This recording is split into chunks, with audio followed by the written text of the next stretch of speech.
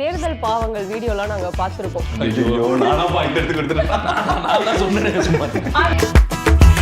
நல்ல விஷயம் தான் அரசியல்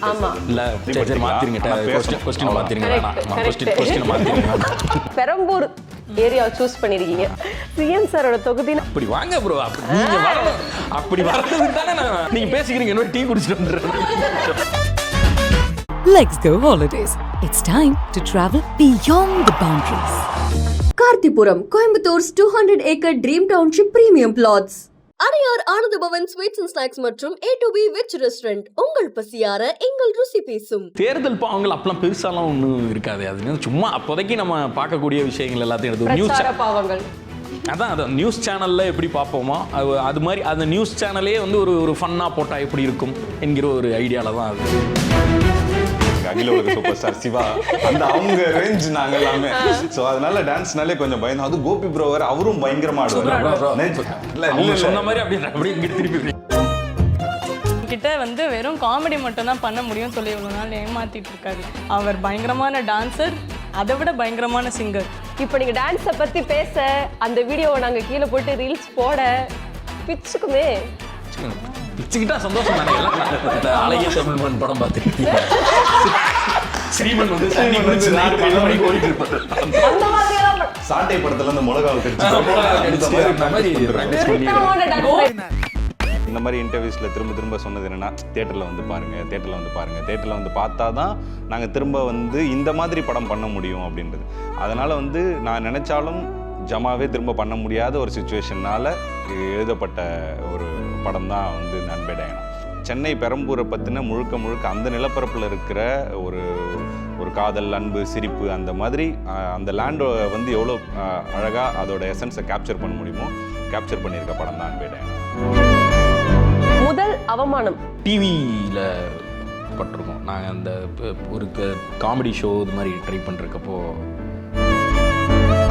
hello Behindwoods viewers, Vijay Mangai here. So ஏன் கூட இருக்க வண்டர்ஃபுல்லான ஆக்டர்ஸ் யார் அப்படின்னு பார்த்தா பாரிவழகன் இருக்காரு, ரம்யா ரங்கநாதன் அண்ட் கோபி அரவிந்த் இருக்காரு ஃப்ரம் த டீம் அன்பே டயனா. வணக்கம். வணக்கம். அன்பே டயனா ஸோ ரொம்ப சூப்பரான ஒரு ராம்காம் மாதிரி தான் எங்களுக்கு தெரியுது. அண்ட் 100% அது வந்து தியேட்டரில் எங்களுக்கு ஒர்க் ஆகுன்ற ஒரு ஃபீலை கொடுத்துட்டீங்க நீங்கள் டீசர்லேயே. ஸோ இந்த ஒரு டிராஸ்டிக் சேஞ்ச் உங்ககிட்ட இருந்து நாங்கள் எதிர்பார்க்கல. நீங்கள் எதனால் இதை வந்து சூஸ் பண்ணீங்க ஃப்ரம் ஜமா டு அன்பே டயனா? ஹானஸ்ட்டாக சொல்லணும் அப்படின்னா, ஜமா வந்து நாங்கள் ஒரு ஆர்ட் ஃபிலிம், ஒரு கலைப்படைப்பு, அப்படி அதுக்கு ஹானஸ்ட்டாக ஒரு ஃபிலிம் பண்ணணும் அப்படின்றது தான் பண்ணோம். ஒருவேளை அது வந்து மிகப்பெரிய கமர்ஷியல் சக்ஸஸ்குள்ளே போயிருந்தது அப்படின்னா இது எடுக்கிறதுக்கான தேவை வந்து இருந்திருக்காது. இதுக்கான தேவையை வந்து கிரியேட் பண்ணதே நாங்கள் வந்து இந்த செட்டப் ஆடியன்ஸ் அப்படி தான் நாங்கள் வந்து பார்க்குறோம். ஏன்னா வந்து நிறைய பேரால் பாராட்டப்பட்டுச்சு, நிறைய நல்ல ரிவ்யூஸ் வந்துச்சு. I am very happy, overwhelm. நான் இன்றைக்கி அன்பே டயனா பண்ணுறதுக்கு காரணமும் அதுதான். பட் வந்து நாங்கள் அப்போ இந்த மாதிரி இன்டர்வியூஸில் திரும்ப சொன்னது என்னென்னா, தியேட்டரில் வந்து பார்த்தா தான் நாங்கள் திரும்ப வந்து இந்த மாதிரி படம் பண்ண முடியும் அப்படின்றது. அதனால் வந்து நான் நினச்சாலும் ஜமாவே திரும்ப பண்ண முடியாத ஒரு சிச்சுவேஷன்னால் எழுதப்பட்ட ஒரு படம் தான் வந்து இந்த அன்பே டயனா. அன்பே டயனா வந்து அதுக்கான அந்த ஜானருக்கு ரொம்ப உண்மையாக எவ்வளோக்கு எவ்வளோ ஒரு ஜாலியான ஒரு படம் பண்ண முடியுமோ அதை ஹானஸ்ட்டாக ஒரு படமாக பண்ணியிருக்கோம். அதே சமயத்தில் இது ஜமா மாதிரி இதுக்கான விஷயங்களும் இதில் இருக்குது. ஐ மீன் என்ன சொல்கிறேன்னா, அது ஒரு நிலப்பரப்பு சார்ந்த ஒரு படம், திருவண்ணாமலை சார்ந்த படம்னும் போது இதுவும் பெரம்பூர், சென்னை பெரம்பூரை பற்றின முழுக்க அந்த நிலப்பரப்பில் இருக்கிற ஒரு காதல், அன்பு, சிரிப்பு, அந்த மாதிரி அந்த லேண்டை வந்து எவ்வளோ அழகாக அதோட எசன்ஸை கேப்சர் பண்ண முடியுமோ கேப்சர் பண்ணியிருக்க படம் தான் அன்பே டயனா.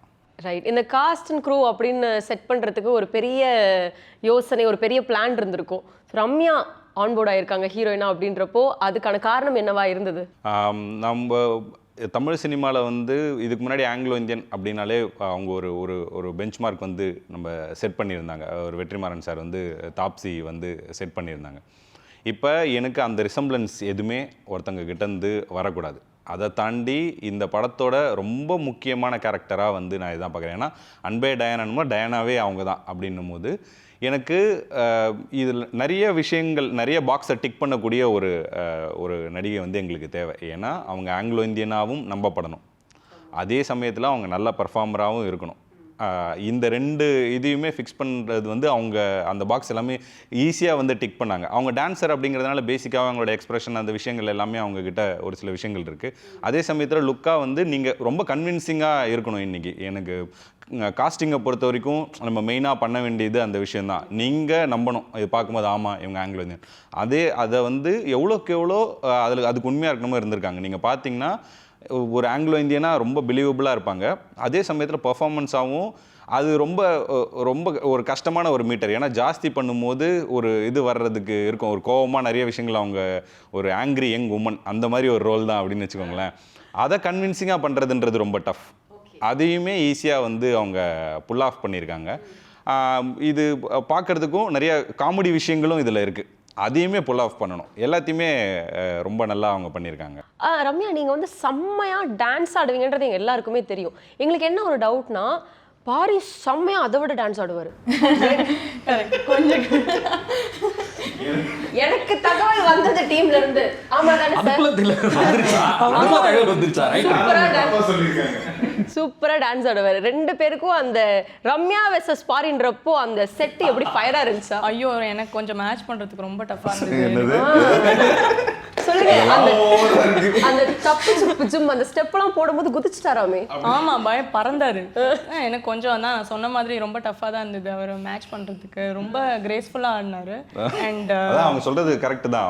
அவங்கள மேட்ச் பண்றது, என்ன மேட்ச் பண்றது அவங்களுக்கு கொஞ்சம் டஃப் தான். இவ்வளோ நல்லா ஆடிட்டு இவங்க கூட மேட்ச் பண்ணுறதுன்றது எனக்கு எப்படின்னா, டான்ஸ்னாலே அவங்க தெரியும் மேக்ஸ் எக்ஸாம் மாதிரி ஜுரம் வந்துடும். அது ஒரு பயம் தான். எங்களுக்குலாம் டான்ஸ் இன்ஸ்பிரேஷனே வந்து எங்கள் தலைவர் பாக்கியராஜ், எங்கள் அகில உலக சூப்பர் ஸ்டார் சிவா, அந்த அவங்க ரேஞ்ச் நாங்கள் எல்லாமே.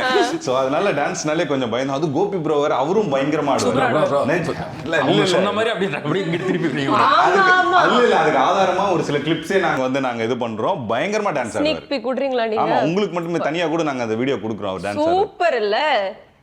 இப்போ நீங்க டான்ஸை பத்தி பேச அந்த வீடியோவை நாங்க கீழே போட்டு ரீல்ஸ் போட பிச்சுக்குமே.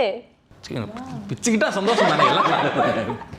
சொல்லுங்க ரம்யா, அவரோட டான்ஸ் ஸ்கில் பத்தி ஒரு 2 வார்த்தை, இவரோட டான்ஸ் ஸ்கில் பத்தி ஒரு 2 வார்த்தை. ஒரு dance honestly jokes apart, first நாங்க திசா தட்டான ஒரு சாங் ஷூட் பண்ணோம். அதுல பார்த்ததை விட இப்போ ஒன்று ஷூட் பண்ணோம், ஒரு ப்ரோமோ சாங் ரீசெண்டா. அதுல வந்துட்டு எனக்கே டிராஸ்டிக் சேஞ்ச் தெரிஞ்சது. he was able to pick up the steps really fast. ரொம்ப சீக்கிரமா கிராஸ்ப் பண்ணி. இல்ல ரம்யா, அது சொல்லுவாங்கல அதுவா பழகிரும் அப்படிங்கிற மாதிரி அதுவா பழகிருச்சு அவங்களுக்கு. சூப்பரா இப்போ வந்து ரெடி ஆயிட்டாரு, ஒரு ஃபுல் கமர்ஷியல் ஃபுல்லா இறங்கி ஒரு டான்ஸ் கான்செப்ட் ரெடி ஆயிட்டாரா? குருஜி ஒரு படத்துல வந்தாலே ஒரு டான்ஸ் நம்பர் கன்ஃபார்மா நைட் 12 மணிக்கு பிராக்டீஸ் பண்ற அளவுக்கு போயிடாது. இந்த அழகிய தமிழ்மன் படம் பார்த்திருக்கீங்க?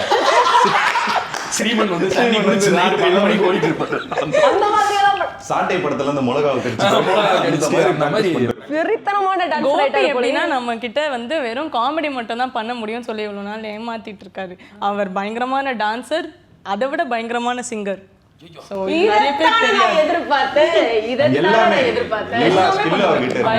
நீங்க வந்து அதுவும் இல்லாம நீங்க என்ன பேசுனீங்கனாலும் பேசுவாரு. அவர்கிட்ட பாலிடிக்ஸ் பேசுனீங்கன்னா பேசுவாரு. அந்த மாதிரி பயங்கர ஸ்கில் இருக்கு, அவர் நாலேஜ் இருக்கு அவர்கிட்ட. அடுத்து இல்லை சொல்லுவாங்க இல்லைங்களா, காமெடி வந்து அது ஒரு சீரியஸ் பிஸ்னஸ். நீங்கள் காமெடி பண்ணுறவங்க கிட்ட அவ்வளோ நாலேஜ் இருக்கும். சொல்லுவாங்க கவுண்டமணி சார் கிட்ட அவ்வளோ நாலேஜ் இருக்கும்.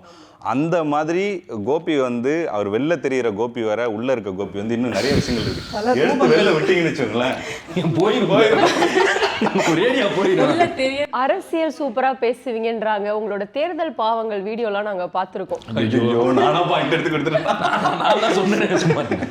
அந்த ஒரு ஸ்கிரிப்ட் நாலேஜ், அந்த ஒரு கட்ஸ் எப்படி வருது, அந்த ஒரு டைம்ல கரெக்டா ஃபயரா ரிலீஸ் பண்றோன்ற ஒரு விஷயம்.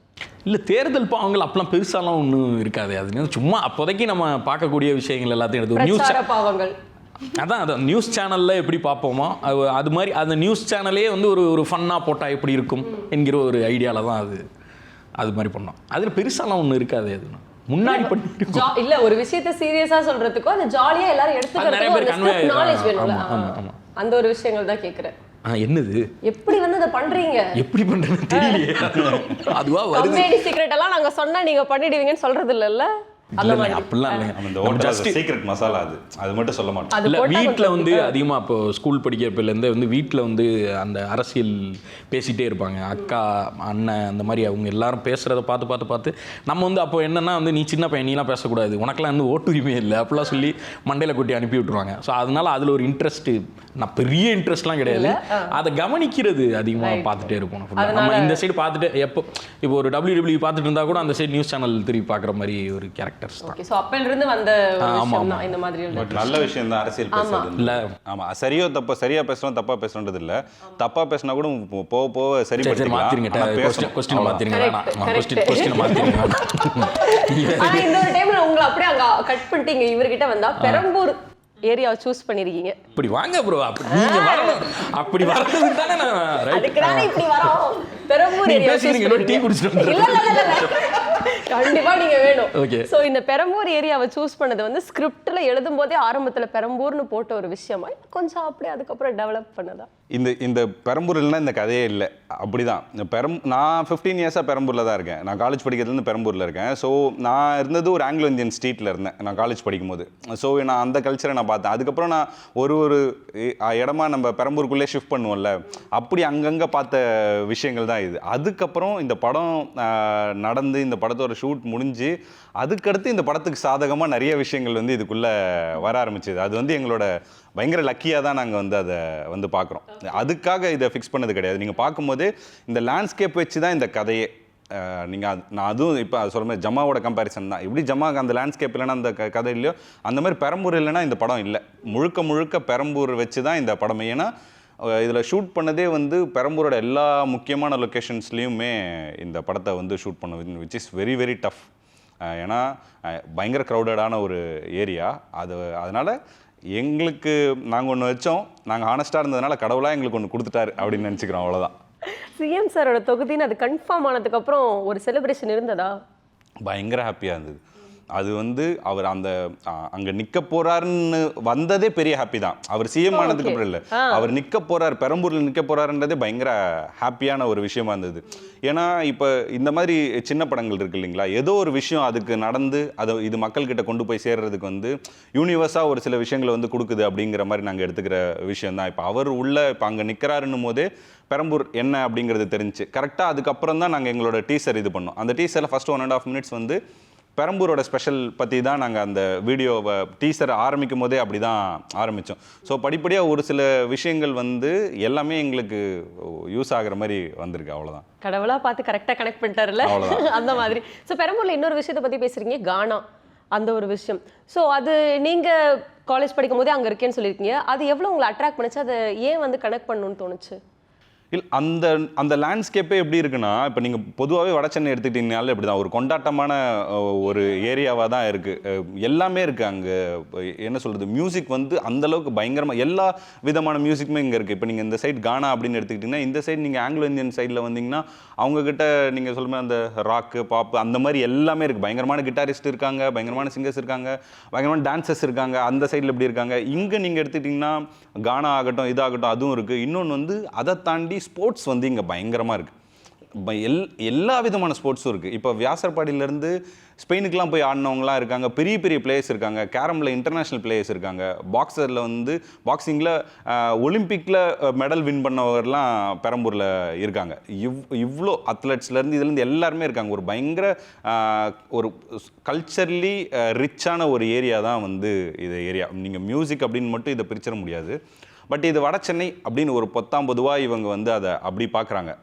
அது அப்படி இல்லாமல் அதுக்குள்ளே வந்து அவ்வளோ இவங்ககிட்டலாம் இல்லாத இன்னும் எவ்வளோ வருஷங்களானாலும் அச்சீவ் பண்ண முடியாத விஷயங்களை வந்து அவங்க சாதாரணமாக அச்சீவ் பண்ணிட்டு சாதாரணமாக பண்ணிட்டு இருக்காங்கன்றதான் உண்மை. ஸோ இப்போ வந்து கேட்ட கேள்விக்கு வந்து இவ்வளோ நேரம் பதில் கரெக்டாக வந்துச்சு. இப்போ தப்பான பதில் மட்டும்தான் வரணும் உங்ககிட்ட இருந்து. ஏற்கனவே அப்படி தானே பேசிட்டு இருந்தோம் இல்லையா?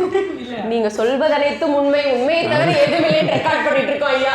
சொல்வதெல்லாம் உண்மையா? இல்லை, இப்போ வந்து தப்பான ஆன்சர் மட்டும் தான் சொல்லணும். நான் கேட்க போகிற கேள்வி ஓகேவா? ஸ்டார்ட் பண்றேன். ஆனா ஃபாஸ்டா விளையாடணும். நீங்க ரொம்ப அட்டென்டிவா இருக்கணும். ஓகேவா? ஃபாஸ்டா விளையாடணும். யார்கிட்ட இருந்து? இங்க இருந்து போயிடலாமா? அங்க இருந்து ஸ்டார்ட் பண்ணுங்க. உங்க இருந்து. ஓகேவா? தலை எதுல வருவாங்க? சிப்பு. தப்பு. தப்பா சொல்லணுமா? என்னது இது? சரி ஓகே ஓகே. திருப்பி இப்பதான் புரியுது. Okay okay. என்னது இது? போலாம் வசதி போலாமா? ஓகே. தலை எதுல வருவாங்க? கார்ல. மொட்டை அடிச்சா தலையில என்ன வைப்பாங்க? பூ. பர்த்டேக்கு என்ன கட் பண்ணுவாங்க? தலைய. ஃபேஸுக்கு என்ன போடுவீங்க? தார். சன்கிளாஸ் எங்க போடுவீங்க? கால்ல. பசிச்சா என்ன சாப்பிடுவீங்க? மண்ணு. கவு என்ன கொடுக்கும்? புல்லு. விராட் கோலி யாரு? விராட் கோலியா? ஃபுட்பால் இல்ல. Super madam. அடுத்து விஜயகாந்த் சார் யாரு? விஜயகாந்த் சார் கரெக்டான ஆன்சர் வந்து அவர் நல்ல சூப்பரான ஃபுட்பால் பிளேயர். Football player. அவங்கள சொல்லிட்டாங்க. நல்ல டைரக்டர் பாரி அவர் யாரு? அவர் ஒரு நல்ல டான்சர். இது கோபி அரவிந்த் யாரு? கோபி அரவிந்தா? சுத்தமா காமெடியா வர மாட்டேங்குது, என்னன்னே தெரியல.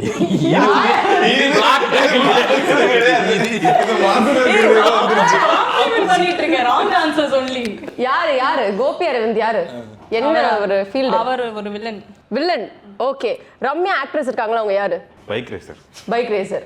மில்லியன் டாலர் ப்ரொடக்ஷன் இருக்குல்ல, ஆமா. சோ அதோட ஹெட் எப்படிப்பட்டவர்? ரொம்ப கோவக்காரரு. ஓகே. நீங்க பீஸா சாப்பிடுவீங்களா, பர்கர் சாப்பிடுவீங்களா? நானா? தயிர் சாதம். தயிர் சாதம். உங்களுக்கு கோவம் வந்தா என்ன பண்ணுவீங்க? கோவம் வந்தா தூங்கிடுவேன். தூங்கிடுவீங்க. ரைட். கரெக்டான ஆன்சர் மட்டும் இல்ல, அது கோவம் வந்தா எப்படி தூங்க முடியும்? கிட்டத்தட்ட அந்த மாதிரி தான் இருக்கு. அது ஒரு குரூப் இருக்காங்க. கோவம் வந்தா ஸ்ட்ரெஸ்ஸா இருந்தாலும் தூங்கிடுவாங்களா? நானும். அப்படியா? பாத்தீங்களா? ஆனா உங்களுக்கு கோவம் தான், நீங்க எப்படி ஹேண்டில் பண்ணுவீங்க அதை? கார் எடுத்துட்டு எங்கேயாச்சும் போயிட வேண்டியதான். கார் டிரைவிங் நான் வந்து சாப்பிட்டுருவேன். அதுதான் பண்ணக்கூடாது.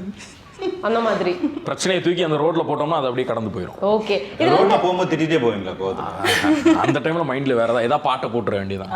நான் வந்து சாப்பிட்டா கூல் ஆயிடுவேன். மேக்ஸிமம் பசியில தான் கோவம் வரும். முதல் அவமானம் எந்த இடத்துல எது நினைச்சு எப்படி ஓவர் கம் பண்ணீங்க அது? சினிமாவில் தான் நிறைய விஷயங்கள் வந்து ஆரம்ப காலத்தில் அது இருந்தது. ஏன்னா நம்ம வந்து ஒரு விஸ்காம் படிச்சுட்டு வரல, நான் இன்ஜினியரிங் படிச்சுட்டு வந்தேன். ஸோ கம்ப்ளீட்லி இது ஒரு டிஃப்ரெண்ட் ஃபீல்டு ஆல் டுகெதரில். நமக்கு எந்த விதமான பேசிக்ஸுமே நமக்கு அப்போ தெரியாது. ஃபார் எக்ஸாம்பிள் இப்போ வந்து நான் ரொம்ப பெருசாக இது பண்ணதுன்னா ஒரு வாட்டி டப்பிங் பண்ணும்போது தான் அது என்ன இதுன்னா, நமக்கு அப்போ டப்பிங் பற்றி ஒன்றுமே தெரியாது. ஃபஸ்ட் டைம் நம்ம சினிமாக்குள்ளே வரும்போது திடீர்னு ஒரு அந்த மாதிரி ஒரு அடைச்ச ரூம்குள்ளே கூட்டு போய் விட்டாங்கனாலே நமக்கு ஒரு பயம் வந்துடும் ஃபஸ்ட்டு டைமாக. ஸோ இந்த ரூம் இவ்வளோ சைலண்ட்டாக இருக்கே, நம்மளும் சைலண்ட்டாக பேசணும் போல இருக்குது அப்படின்னு வந்து நான் நினச்சி இப்போ பொறுமையாக பேசிட்டு இருந்தேன். ஓப்பனாக பேசணும். ஓப்பனாக பேசுறது என்னன்னே தெரில. வாய்ஸை ஓப்பன் பண்ணணும் அப்படின்றதே வந்து எனக்கு தெரியவே இல்லை. நான் ஒரு 4-5 டேக் பண்ணோடனே அவங்க பொறுமையாக சொல்லி கொடுக்காம பயங்கரமாக திட்ட ஆரம்பிச்சிட்டாங்க. அந்த டப்பிங் இது பண்ணவங்க வந்து, ஊர்லேருந்து கிளம்பி வந்துடுறீங்கடா நீங்களாம், மஞ்சப்பை தூக்கிட்டு இப்படிலாம் பண்ணுறீங்க, சினிமாவுக்கு அப்படி இப்படி வந்துடுறீங்கன்னு சொன்னது தான் வந்து பெரிய ஒரு இதுவாக இருந்தது. அதை தாண்டி எனக்கு அப்போ அதுக்கு ஒரு டப்பிங் வந்து ஒரு பெரிய நம்ம இது நல்லா பண்ணணும் அப்படிங்கிற மாதிரி ஒரு பெரிய லவ் ஆயிடுச்சு அதுக்கு மேலே. ஓகே. அதுதான் வந்து ஃபர்ஸ்ட் ஃபேஸ் பண்ண ஒரு விஷயம். நீங்கள்? எனக்குமே சினிமாவில் தான், எஸ்பெஷலி அவுட் சைடராக உள்ள வந்து இது பண்ணும்போது நிறைய இடங்கள்ல அது நடக்கும். எல்லாருமே அதை ஃபேஸ் பண்ணியிருப்பாங்க. எனக்கு எஸ்பெஷலி நான் கார்ப்பரேட் பேக்ரவுண்டில் இருந்தேன். அந்த ஒரு ஸ்விட்ச் வந்துட்டு எனக்கு ஆச்சரியமாக இருந்தது. நிறைய விஷயங்கள், நிறைய அவமானங்கள் நடக்கும்போது. அண்ட் என்னோடய ரெஸ்பான்ஸ் எப்போவுமே சைலன்ஸ் தான். நான் சைலண்ட்டாக போயிடுவேன். அண்ட் கஷ்டமாக இருக்கும் வீட்டில், பட் நான் சொன்ன மாதிரி ஸ்ட்ரெஸ்ஸாக நான் தூங்கிடுவேன் போயிட்டு. அதுக்கப்புறம் எழுந்தப்புறம் ஐ திங்க் கிளியராக. ஸோ அதனால் வந்து அதை கடந்து போயிடுவேன் நான் எப்போவுமே. அது I won't dwell on it. Okay. அதுலேயே கிடக்க மாட்டாங்க. ஆமாம். நீங்கள்? நமக்கு எங்க கதை ஊருக்கே தெரியல. நான் இப்போ டிவியில் பட்டிருக்கோம். நாங்கள் அந்த ஒரு காமெடி ஷோ இது மாதிரி ட்ரை பண்ணிருக்கப்போ உங்க மீடியா ஜர்னி ஸ்டார்ட் பண்ணப்போ தான் அந்த மாதிரி நீங்க ஃபேஸ் பண்ண விஷயங்கள், அதுக்கு முன்னாடி செஞ்ச வேலையிலையோ? முன்னாடி இப்போ அவமானப்படுற அளவுக்கு அப்போ வந்து அவ்வளோ அந்த இது இருக்காது. ஏன்னா அப்பா அம்மாவோட ஷேடோவில் தானே இருந்தோம். அப்போ அந்த டைமில் அது நம்ம காலில் நிற்கிறப்போ தான் அந்த அவமானம்ன்றதே வந்து ஃபீல் ஆகும். அதுக்கு முன்னாடி வரைக்கும் நம்ம சின்ன பையன்றது தோணும். நம்ம காலில் நிற்கிறப்ப தான் நம்ம ஒரு தனி ஆள்.